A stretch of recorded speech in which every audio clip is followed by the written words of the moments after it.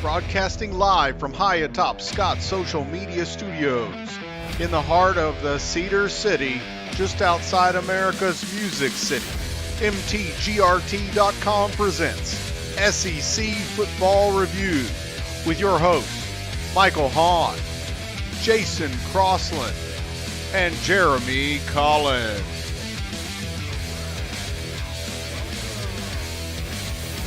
Football Review. We had a great weekend of football yesterday. Good evening, everyone. How are you guys doing? Doing just fine today, Michael. How you doing, Jason? I'm doing great. What a weekend we have in America. Our president's in hospital. The Titans, along with a couple other NFL teams, canceled their Sunday games due to the pandemic. Now, my question for our listeners and for my co-hosts is, should we or should we not still be surprised by the Mississippi State Bulldogs? I definitely think we should be surprised. Me being from Mississippi, I kind of took a pinch to the heart this past weekend. Started off the season looking really good against LSU, and then we come back and taking an L, let's say, to the one team that hasn't won a SEC game in the past 3 years. So I don't know if to look at that as if we were looking past Arkansas or if Arkansas just came to play that game. Well, it looks like Pittman has his team ready. Mississippi State last week pulled off the upset. This week, Arkansas comes in and outduels them. I think it was a surprise for everyone. Well, I decided not to be surprised by Bulldogs anymore. As a long-time SEC observer, I should learn, I should know better. For this Bulldog team, for better or for worse, I should not be surprised. Yeah, it's definitely a shocker. Then Mike Leach actually kind of put his foot in his mouth from the comments he made last week. So I guess we actually had the Patriots to show up this week. And also, I'm eating my crows now. Y'all remember last time during the game we talking about who is the worst? Eating some crow today. I am. I'm eating crows. Look at my plate here. Well, I think, you always have surprises each week, especially around the SEC. With this year playing strictly a SEC schedule, I think we're going to see more and more of that. It just shows you any given Saturday, any team can win. From top to bottom in the league, it's very competitive. There are several 0-2 teams coming out of this week, but I still think that every game seemed to be pretty competitive. Some of the scores didn't really show how competitive in nature the game really was. Absolutely. In Mississippi State's case, it's just kind of the big game hangover. You have a big win against LSU, a team you're not expected to beat, and then you come back the next week and kind of look over the team that you're supposed to demolish, and you end up getting beat. So especially when you celebrated too much. Absolutely. Well, that's it. Yeah, for sure. So, we look at the games across the board. The biggest blowout was, of course, LSU at Vanderbilt. I really was a little bit surprised on that. I really thought Vanderbilt's defense would hold LSU to less points. But I'll tell you, I really was impressed. Vanderbilt's freshman quarterback, Ken Sills, with the kind of pressure that LSU was getting.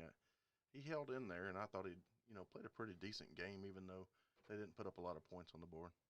Yeah, he didn't look like being scared, that's for sure. As a freshman, I expected him, being a little bit, jittery or something. But I see a very poised, very quick feed and quick release, and he was not scared. That's most important and a positive thing I see in a freshman quarterback. I'm very pleased to see that.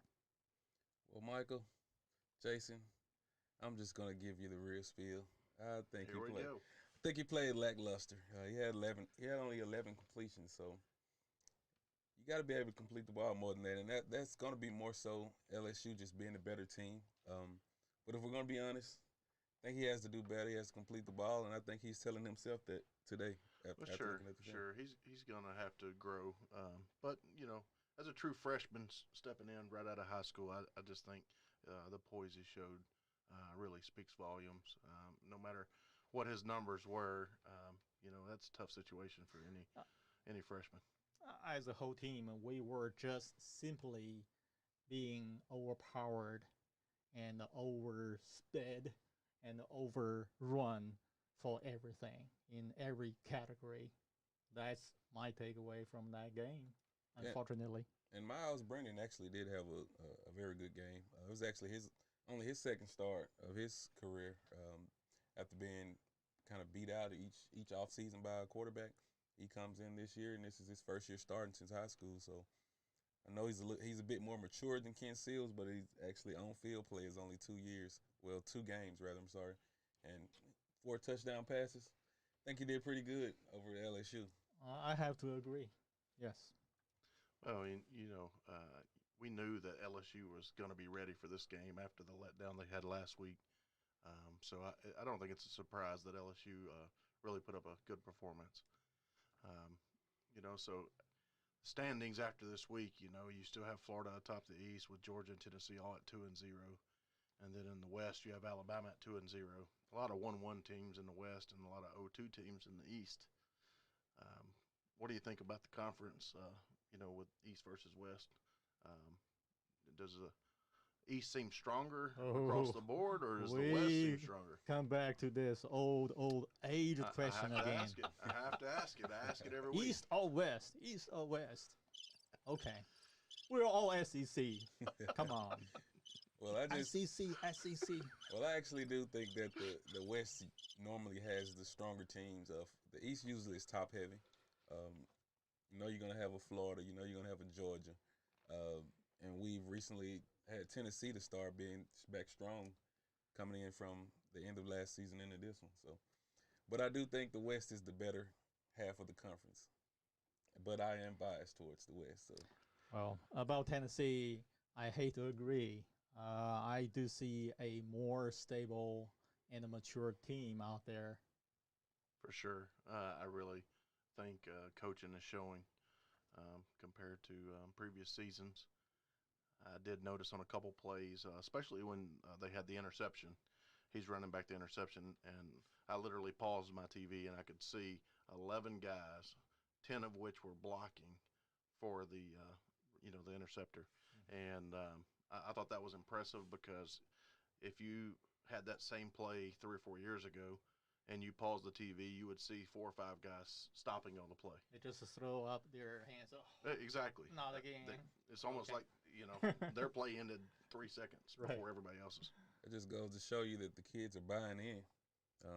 Anytime you see that kind of effort, that means they're believing in what they're being told in practice, and they're believing in their organization and the coaches. Attitude matters, baby. Attitude matters. I totally agree. Jeremy, I think that's spot on. The coaching is showing just in the attitude of the players, the hustle, not quitting on the plays, being more physical. I think it's showing across the board. Absolutely. Sure thing. So, when we look at the bottom of the tiers in the SEC, of course, Vanderbilt, South Carolina, Missouri, and Kentucky are all in the East. All are 0-2. Kentucky got beat by Ole Miss in an overtime game. That was a really exciting game. I watched that game. Kentucky could easily be 1-1. Well, sure, yeah. Just a couple plays they could have had back, they would have pulled that game out. Missouri looks like, it's definitely a rebuilding year for them. They do have good talent at running back. They're not getting great quarterback play. I think Tennessee, when this week playing Missouri, just controlled the line of scrimmage is the biggest thing I saw. Right. Well, when we talk about Kentucky, I like to bring back to Kentucky game a little bit. They missed the extra point. That just kind of saddened me seeing the kicker for failed that field goal. So a lot of times, people blame the kicker for losing or winning the game, or get credit for winning the game. But as the things goes, all upon the kicker to decide the result of game. I think that means the whole team got some responsibility to put the kicker into that position. So this is the same case. But again, the kicker did lose the last chance to tie the game up, to give them a chance to win the game. But I just feel very sad for that kicker, for that kid. Yeah, and it's never one play. It's always a culmination of plays throughout the game that can change the course of a game.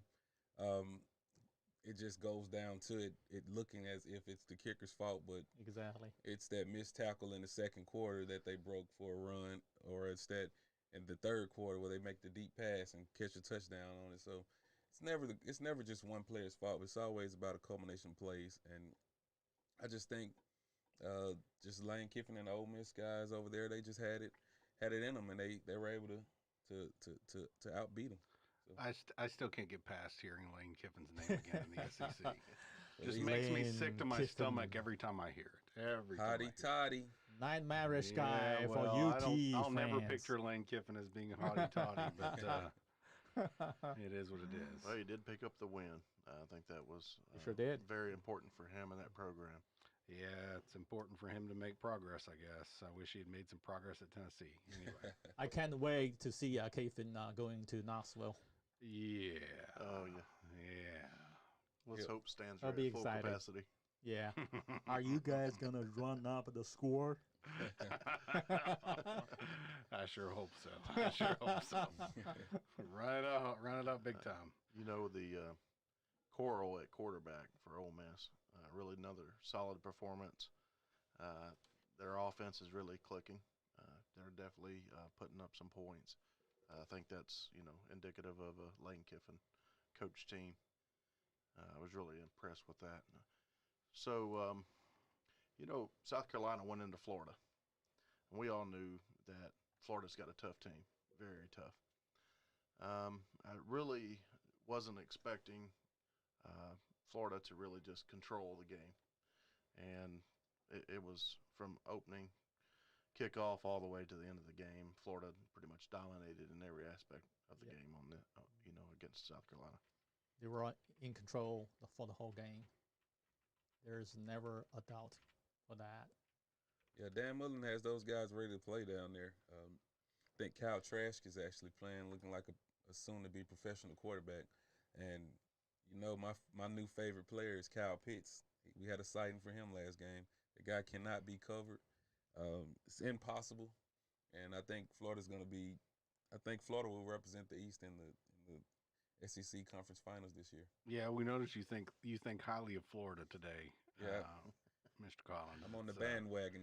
I'm on the bandwagon. It only took me 2 weeks. Yeah, well, Steve Spurrier, my memories of Steve Spurrier back in the day at Florida when, Tennessee students rolled down to Florida and everybody had to wear ponchos in the student section because they might get bottles of urine poured on their heads. Those are the kind of memories I have. The head ball coach. Those are the memories I have of Florida, right? So not really good memories for those of you who are Florida fans. Hopefully those days are past you. Hopefully those days are past you. You mean the hatred? Don't get me started. Don't get me started. Friendly competition. Okay. I hope so. So let's talk a little bit about A&M maybe. A&M at Alabama. This was a blowout, was it not? As expected. As expected. As expected. Is this the Florida fan saying this today? As expected. Interesting. I'm a closet Alabama fan as well. I go for whoever is winning at the time. Oh, you are a fair weather no fan. loyalty Nice. here. No loyalty. Tide. Yeah, Alabama definitely pulled away. At the end of the first quarter, you thought, well, A&M has a chance to hang in there. But back-to-back touchdowns by Alabama, put them 2 scores ahead, and they never looked back. Absolutely. Jalen Waddle, Mac Jones connection is something to be feared for the rest of the year. I'm telling you. Yeah, Alabama is still a number 1 team in the nation. By the way, who's the number 1 one? Number 2, Alabama's number 2. That's right. Clemson is number 1, I believe, right? Yeah, Clemson number 1. Clemson's still number 1. I didn't see the rankings come out. So did Ohio State get screwed in the Big Ten hustle? Is that what happened? Yes, indeed. I mean, did Clemson beat anybody? Little sisters of the poor. Seriously, serious question. Did they? You know, considering I don't even pay any attention to those teams and conferences that are irrelevant. Are they really playing? That's my big question. Are they? They're practicing hard. I'll be honest with you. You know, I think looking right now, we're looking at Clemson Tiger football. Yesterday, Clemson played Virginia Cavaliers. Where are they? High school somewhere? Sound by way. SEC, baby. I just, you know, to be ranked number 1 and not have to face an SEC caliber team, I really struggle with that. Anyway, so let's get back to SEC conversation here. It sounds like Alabama versus Texas A&M is not something we even really want to talk about. So let's move on to something a little bit more exciting. I think we beat the dead horse with Ole Miss and Kentucky. Let's talk a little bit about Auburn and Georgia. Talk about a game there. That's that was a shocker. What were you guys' thoughts on that? I personally think Stetson Bennett for Georgia, he's becoming a star right before our eyes. Definitely Stole the spotlight from Bo Nix over at Auburn, and thrashed him. He was actually not supposed to be the starter this year. That just goes to show you, kids that are listening, if you're an athlete, always be prepared, be ready to go. Because he was actually the 3rd string quarterback coming into this year, and now he's the starter, and he's playing some good ball over there, leading the Georgia Bulldogs to another victory. My question is why you put a shocker for this game. I mean, I'm not shocked by anything of the game, at least for the output. Yeah, I don't think I was shocked either. You know, I knew it would be a competitive ball game, but I really thought Georgia had the better team. When you look at the stats, Georgia's defense is really solid. You know, they're not giving up tons of yards. I think they're only giving up 58 rushing yards a game. And, you know, that speaks volumes. I had to go back and look because I thought for sure Auburn was actually ranked. And Jason, is that correct on the slide there? That Auburn was ranked number 7 Going in, yes. They were. and they got beat by Georgia number 4, 27-6. Now this is exactly what I was talking about, Han. Right? That's the shocking part to me. Is that it wasn't a closer game. I mean, you know, you look at the rankings going into this weekend, right? And I'm not an Auburn fan or a Georgia fan. We all know that. But I thought that game was going to be a lot closer.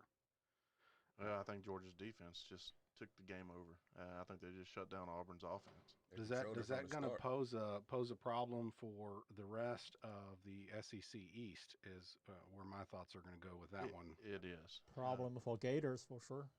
It is, hey. and for Tennessee. I mean, we've got in the top of the conference, right? We've got how many folks in that slot, right?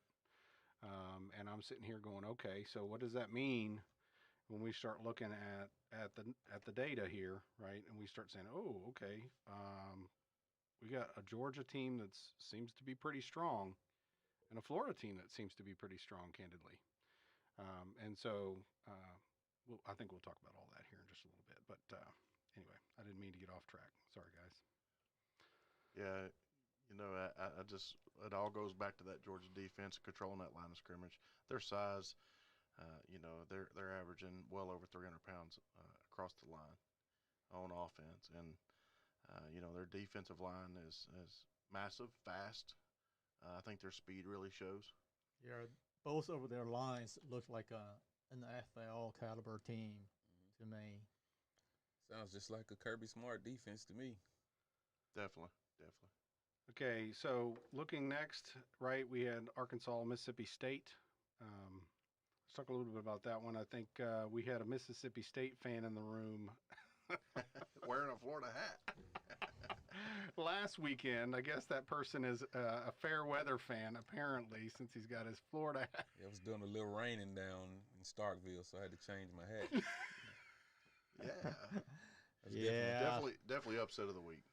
That sure is. Definitely upset of the week. The year, upset of the year. Of the year. Wow. It won't happen again to Wow. anybody else. Here we go. I think We're not so long ago we're talking about the Razorbacks were the last, the best, the worst team of SEC, especially me. Well, and you go back to last season, everyone questioned why the coach changed so quick.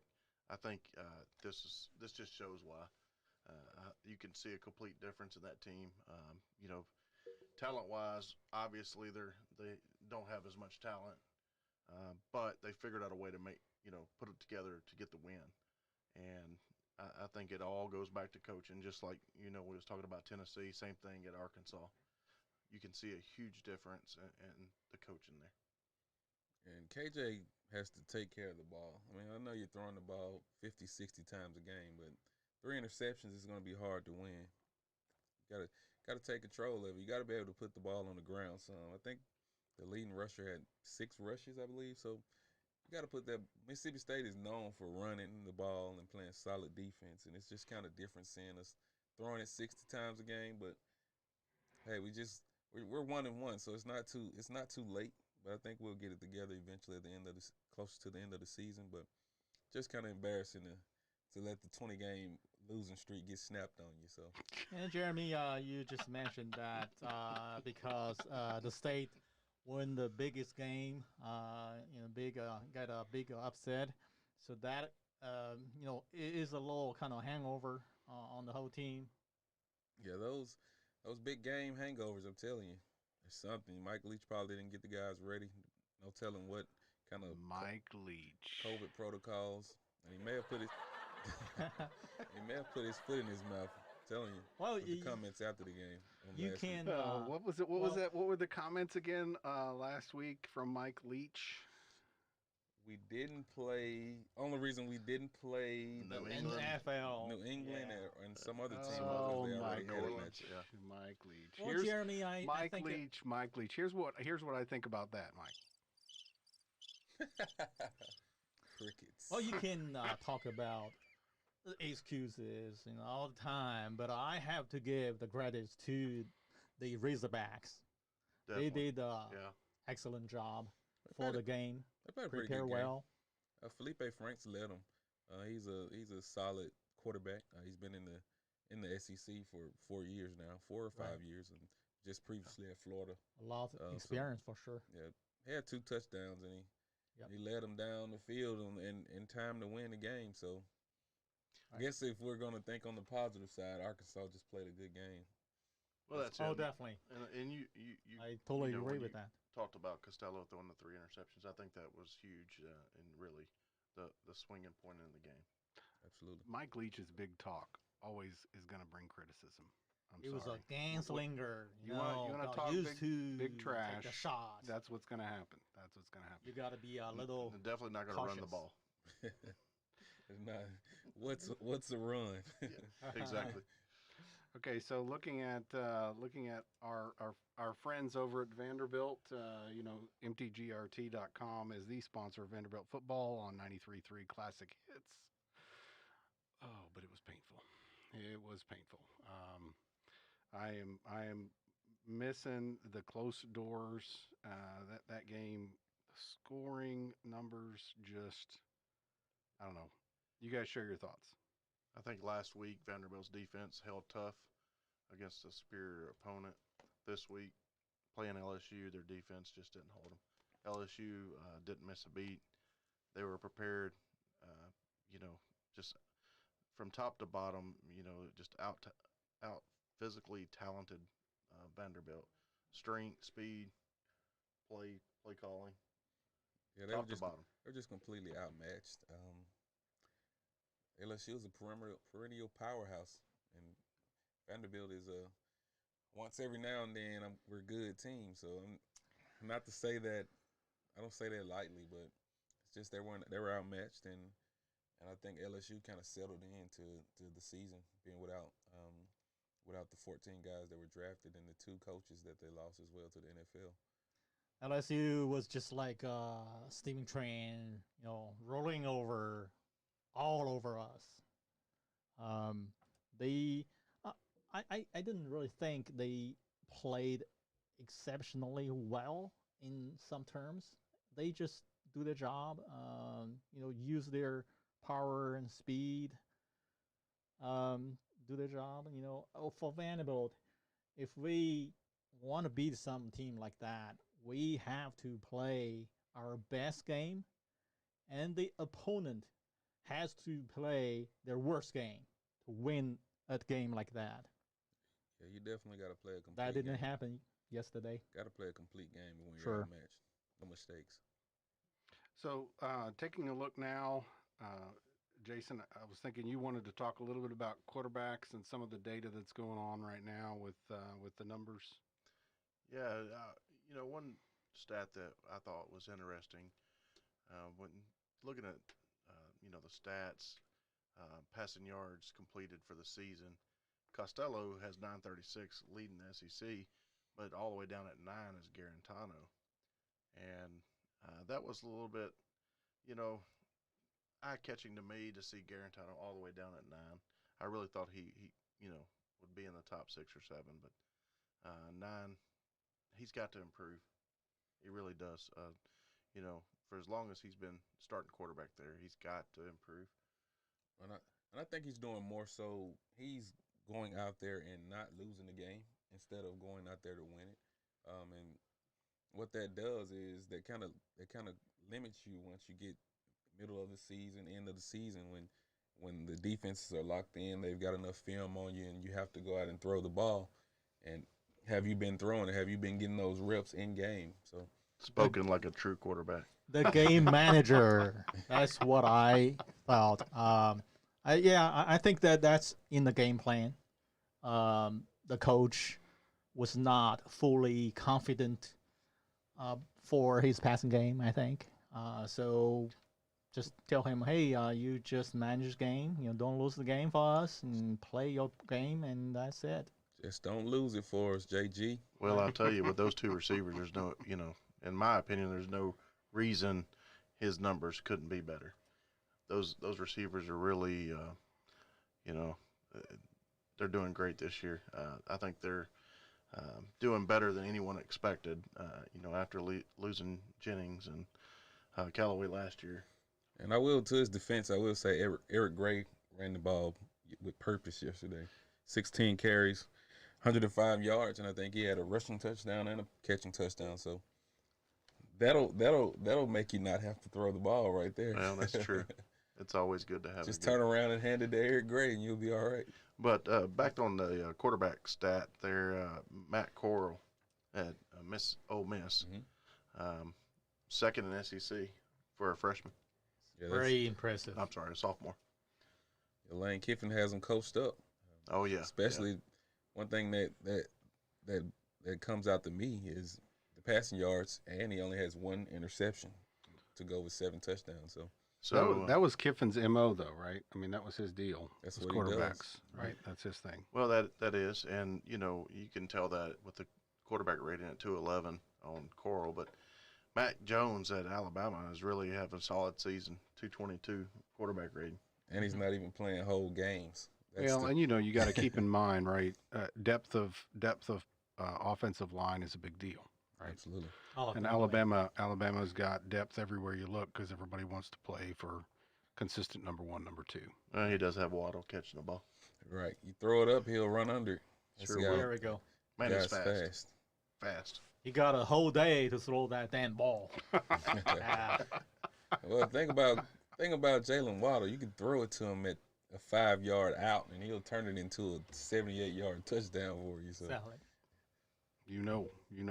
Yeah, for sure. Okay, so looking ahead, right? we've got upcoming games this next week. What are we looking at? We've actually got a caller calling in here shortly. Looks like he's calling in now. Wants to talk about the SEC game of the week, but I want to take a look real quick at what's coming up. So I think we're looking. Florida's going to be at Texas A&M. It's going to be two top 25 teams. Of course, Florida ranked number 4 going in.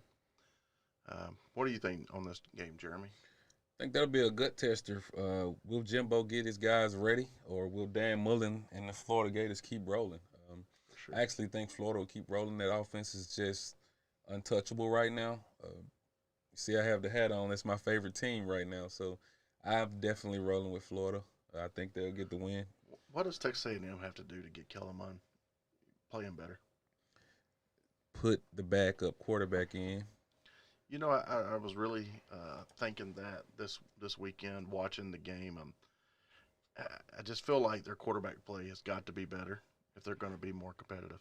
Sometimes you need that putting the backup quarterback in and seeing that you can be replaced can light a fire under you sometimes, especially with Kellen Mond. He's what, a 4-year, 5-year guy, so yeah, you need that light under you sometimes. He's definitely athletic enough to play the position and do great at it, but just thinks he needs to have a fire lit under her.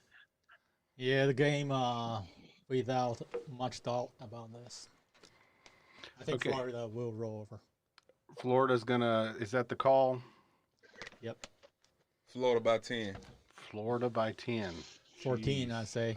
14. Tom Luck, are you on the line with us? Yes. Hey Tom, How y'all doing? Doing great. Doing great. Hey, Tom. Okay, so we're in the pick rounds now, Tom. I'm not sure if you're watching or not online live stream, but the first pick right now we're picking right now is Florida, Texas A&M for next week, and everybody here is picking Florida, and so I guess the question really is not about who's going to win. The question is by how much. Yeah. A&M. That's not. I think they had a lot of confidence going the season. That's evaporated now. Alabama has a way of doing that to you. Usually, it's not Vanderbilt that does that to you. But yeah, Florida wins comfortably there.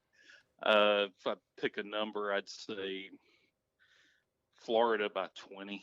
Oh, wow. Big number. Wow. That's a big one there. Woo, he's going big for it on that one. Gator chop.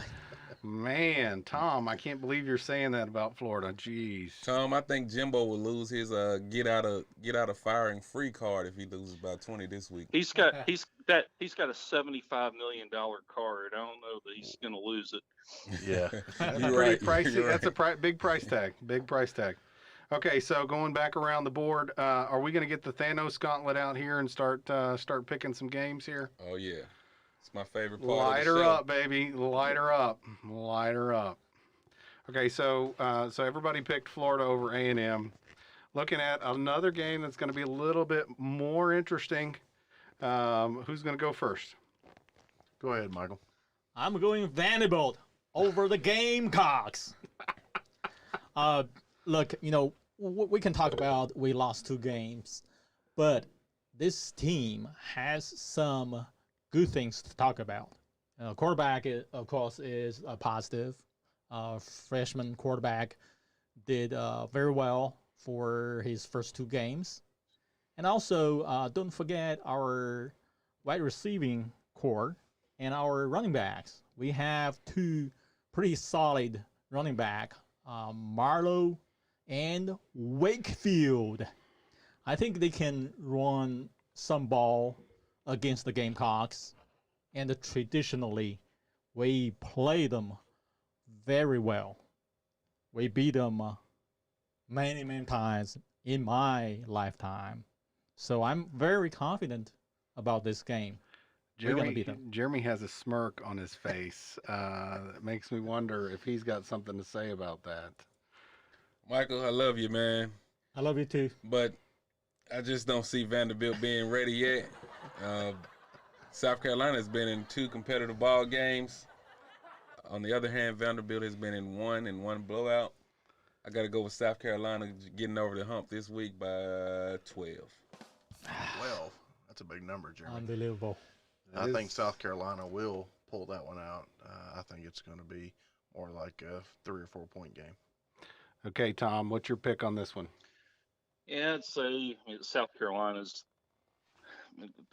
They're looking at about a 3 or 4 win season, but this will be one of them. They're at home against Vanderbilt, and it was a tough way to start the season for them against Tennessee and Florida. Tough for Vandy to play LSU, but I'm gonna go South Carolina by 10. Wow, that is a big number. I don't think. I think it's gonna. I'm not gonna say anything. That's the number. Go Doors. I think Anchor the down. other way around. Vanderbilt on top by 10. Go Doors.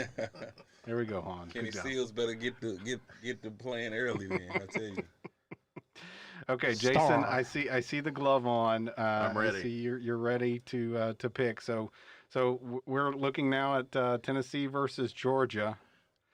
In Athens, Tennessee over Georgia pulls out the victory Wow.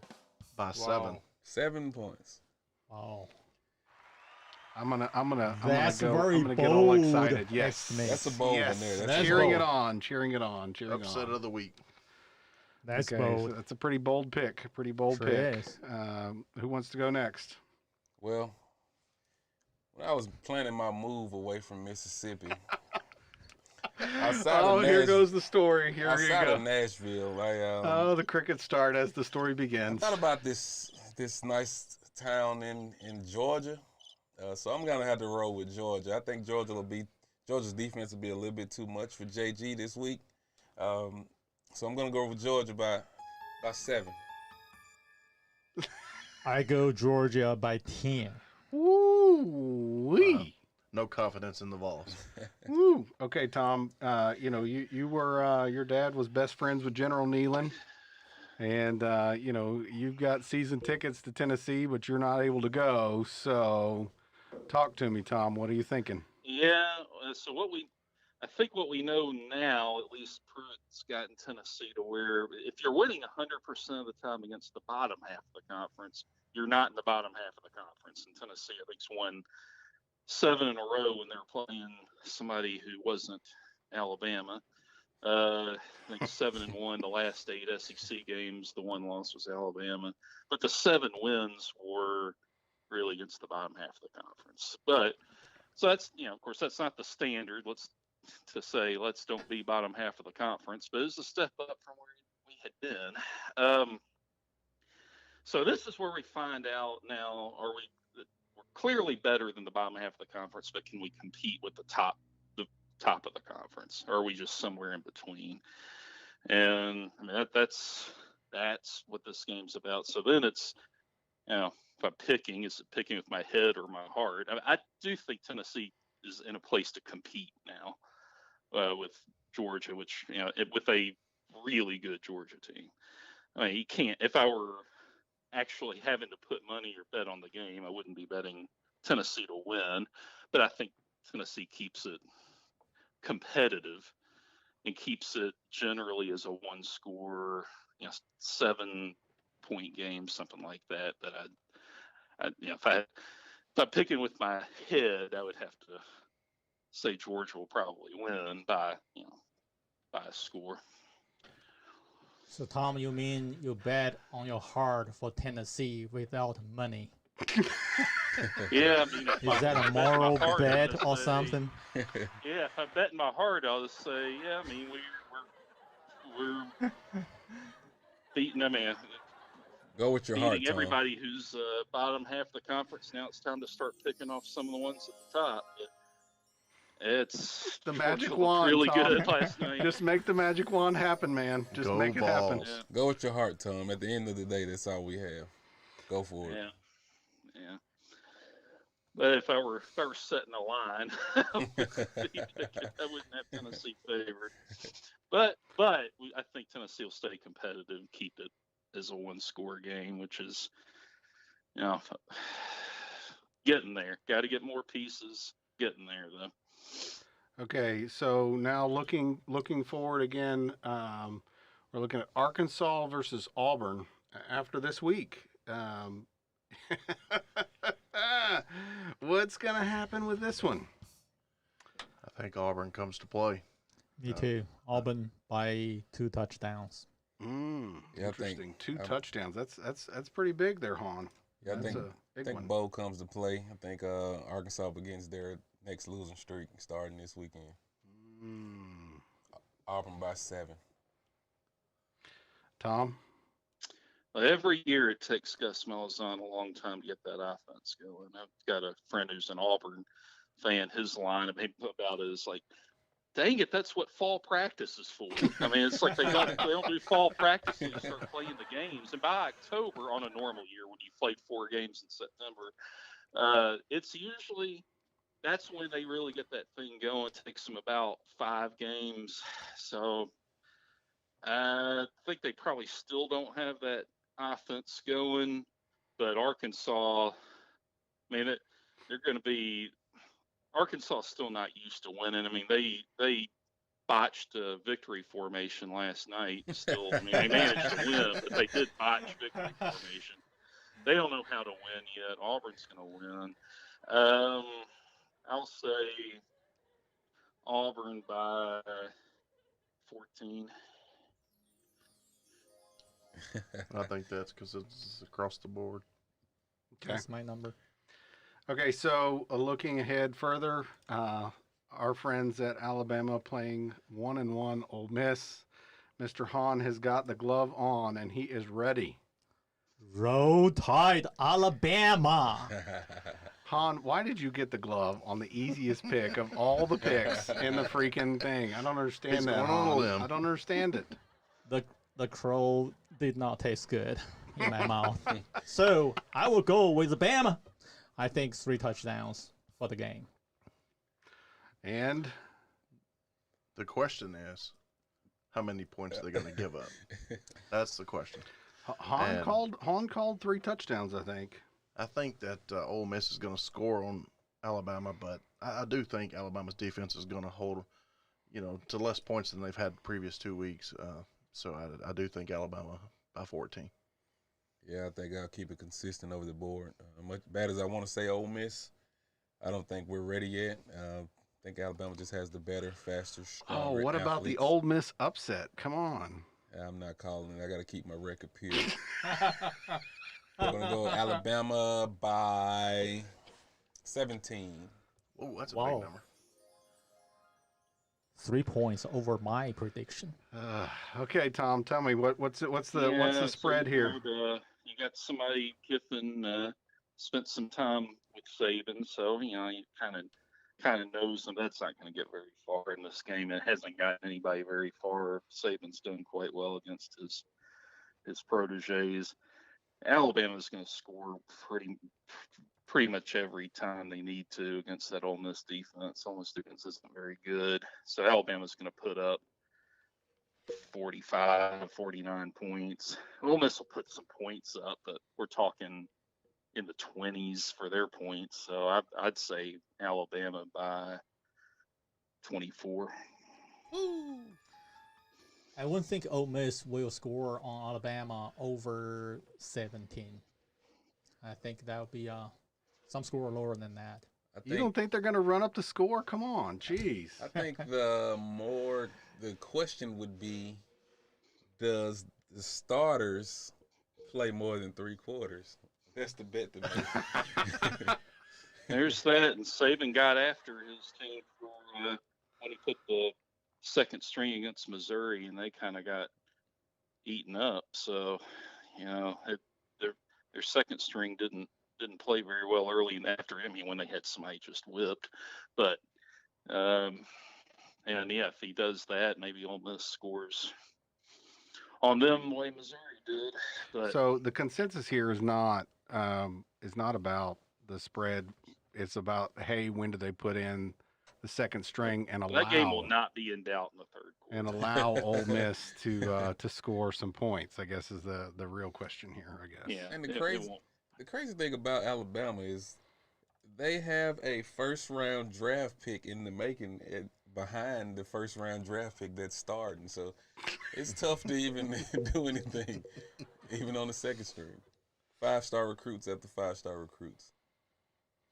Okay, so looking on to Mississippi State at 0-2 Kentucky. You know, I remember just a couple years ago we had a Kentucky team that was worth talking about. What happened? Well, I think with Kentucky, they've played solid. That they just need a better defense for one. But I think Mississippi State's going to pull this one out. I do think it's going to be a really high-scoring game. It's going to be a shootout. I'm predicting both teams are going to be in the 40s and 50s. I think if Kentucky's kicker did not miss the extra point for this game, they will win by 1 point. Yeah, I actually think Kentucky's been in 2 games that they could have won as well. But I do think Mississippi State will pull this one out. I think KJ comes back to play this week. I think Mike Leach gets those guys pumped up and ready. So you're going to snap this one? I'm going to snap this one. I'm going to go say Mississippi State by 10. Oh. Evaporate. Wow. Okay, Tom? That's big. Yeah, Stoops' pretty good defensive mind. I think he may have them give them some trouble. I mean, his team is probably more talented than Arkansas at this point, and with it being the same system, same regime for so long, and Arkansas has been through so many coaches, and you just get a lot of turnover on your team at that point. And Kentucky has that ability to kind of drag a game out, which maybe wouldn't suit Mississippi State. I wonder, big thing with Mississippi State is, do they get their running back who got injured in the first drive last week, and I hadn't seen whether he's out for a long time or it was just that game. Hadn't seen one way or the other there. I think Kentucky, with their defense, I think they again stymie that State offense enough to where they win by 3. Okay, so looking on further, Missouri and LSU, or Missouri. I'm sorry, Missouri. What are we looking at here, Jason? It's a blowout. LSU by 40. Are you serious? I'm serious. Yeah, I don't think Missouri has it there yet. I think they'll get together sort of towards the end of the season. They'll start. So convinced momentum. They're going to run the score up. Interesting. Yep, I definitely think LSU will win by 28. Miles Brennan comes in and has a lights out performance. I see LSU on top by 3 touchdowns. Is this really just an hey, LSU, you need to run the score up to get from 17 to 2 or 3, or what? What's going on here? This is the LSU homecoming type game. And they're definitely going to have some style points to get back in the thick of things towards the end. So run it up. Tom, what are you thinking? I think I'll have it. I'm going to pick LSU, but I have it a little closer than you guys because I think LSU's still trying to figure out who they are after losing so many players, both through the draft and some of them sitting out because of COVID. So I think they only have 6 starters left from last year's team playing. And it's hard to find your identity after that. And so I think Missouri can hang in there a little bit, but LSU wins by, I'll say, 17. So still a significant. Yeah, that's a good point. LSU, I think they lost 15 players in total, one way or the other. That's a brand new team to me. They lost 14 starters to the draft, and they lost 2 coaches to the NFL as well. So 14 starters. That's crazy. that is crazy. Okay, so talking a little bit about next week's SEC game of the week. Tennessee versus Georgia, number 14 versus number 3.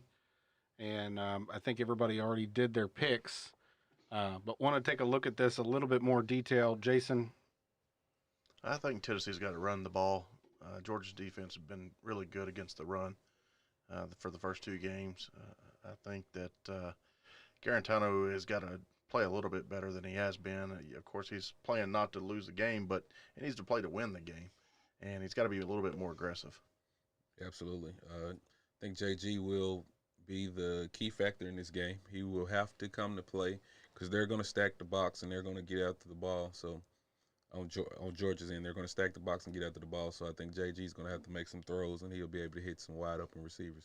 More intensity maybe than Tennessee's seen at this point, I guess. Well, I think Georgia has been playing with Tennessee and very familiar with Giartana, and they know how to pressure him. I think that's what they're going to do from the first minute for the whole game. I think I've seen drastic improvement on Tennessee's defense the last couple weeks versus last year. It's definitely more hustle. Seems to be a lot more physical. So, Tom, what are your thoughts? Yeah. Well, as is Garantano still a head case, and still could he get rattled? I mean, that's where if this game gets away, that's probably going to be why. But he's first time he's had the same offensive coordinator 2 years in a row, and he played pretty good game Saturday, and really against South Carolina, he was inaccurate against South Carolina, but as far as seeing things, he seemed to see it a little better than he did last year. So yeah, establish the run, that offensive line, which I expect to be Tennessee's offensive line to be excellent this year, not just pretty good, but excellent. And this is where you show you're excellent, because Georgia's got a great defensive line. But this is where you show it. And as far as Tennessee keeping it close, which I think that will, it starts there. It starts with good run blocking, getting running backs getting to the second, third level a few times, breaking a few of those, and then that's when the offense can really start flowing. Yeah, looking at that defensive front at Georgia, man, those numbers are incredible, are they not? They're great. I mean, Auburn's usually decent on offensive line. They were no match for Georgia's front seven. Auburn never had a chance yesterday, and it started there. And so yeah, but again, that's why if at the end of the year I consider Tennessee's offense, especially with Cade Mays now, if I say, well, yeah, we had a good offensive line, that would be I expect great. And this is where you show it against a really good Georgia defensive line. You hold your own. You make some break open some runs there, some run holes. Make sure Garantano doesn't have a lot of pressure on him. Yesterday, Tennessee had no rushes that went for negative yards, and that's the kind of thing that has to happen against Georgia. Keep it close. That's where you show that you're an elite offensive line. We can do that. The defense, I think, is coming along pretty well. We've got some playmakers there, and can hang in there. Yeah, so just looking at their comparisons of their stats across 2 games, Tennessee's averaging 33 points a game. Georgia's averaging 32. Very close points per game. The numbers that stand out is 8 points allowed per game for Georgia, where Tennessee's allowing 19.5. I think Georgia's defense on paper, looking at the stats, is dominating. And if you look at Tennessee, they're allowing 361 a game with yards allowed. So when Georgia's under 2.5, I think that Georgia's defense obviously is the better defense of the two. But if Tennessee's offense could step up and control the line of scrimmage, and it's going to be hard to do against that front seven of Georgia, I think they could really put up some points in this game. I think Tennessee's O-line can put up a resistance up to maybe 2.5 quarters for Giordano. Yeah, I think if JG. Go ahead. I'm sorry. Go ahead, Tom. Oh, no, well, you got Jim Chaney too, offensive coordinator. Was coordinator under Kirby Smart at Georgia, so I think he may have a pretty good understanding of what Georgia's going to try to throw at him, maybe better than others would. Yeah, that inside eye always is something to have. And ever look at some schemes and things that they'll be able to run. You know, I alluded to the coaching by Jeremy Pruitt's staff earlier in the show, and I really can see a huge difference in coaching versus a couple years ago. Players are not quitting on plays; they're hustling. You know, on the interception, as I alluded to earlier, that was a key play to show me that guys are buying in and they're really hustling each play. What is this going to do with regards to the actual national standings, right? I mean, Georgia's ranked number 3? Tennessee's number 14. Tennessee wins this. Does this make Tennessee number 3? No. It'll poll vote them up to about, probably about 8 to 10, somewhere in there. Just going off of they'll take into account the wins from last year, even though they say they don't count those.